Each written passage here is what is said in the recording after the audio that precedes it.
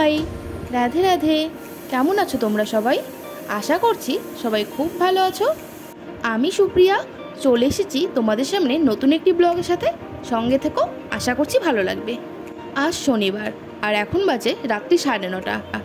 আর বাবা আজ করে নিয়ে এসেছে পুরো মাসের বাজার।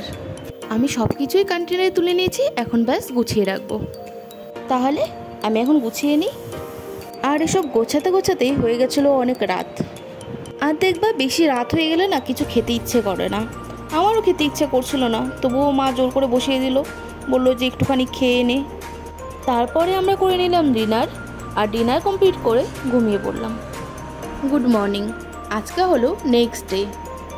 সকাল সকালই সবাই ঘুম থেকে উঠে পড়েছি, আর মাও বসিয়ে দিয়েছে বাড়ির রান্না কমপ্লিট করে মা চলে গেল ভোগ লাগাতে। মায়ের ভোগ লাগানো কমপ্লিট হওয়ার পরে আমি আর মা দুজন মিলেই করে নিলাম বাড়ির কিছু কাজ। আর আজ মায়ের ঘরটা পুরো পরিষ্কার করে নিলাম। আর আজ যেহেতু সারাদিন আমি ফ্রি ছিলাম, তাই ভাবলাম আজকে আমি আর মা মিলে এই ঘরটাকে পরিষ্কার করে নিই। ঘর পরিষ্কার করে মা দিয়ে নিল ঝাড়ু।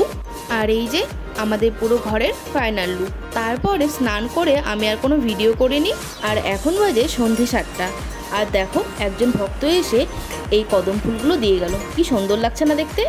আর আমার মামির বাড়ি থেকে দিয়ে গেছে এতগুলো আম। আর তারপরে দেখি ভাই বাজার থেকে নিয়ে এসেছে এই লিচুগুলো।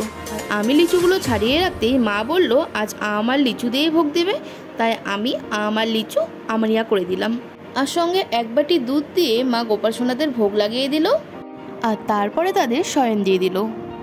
তাহলে আমি আমার ব্লগটি এখানেই শেষ করছি। দেখা হবে নেক্সট কোনো ব্লগের সাথে। ততক্ষণের জন্য টাটা, রাধে রাধে।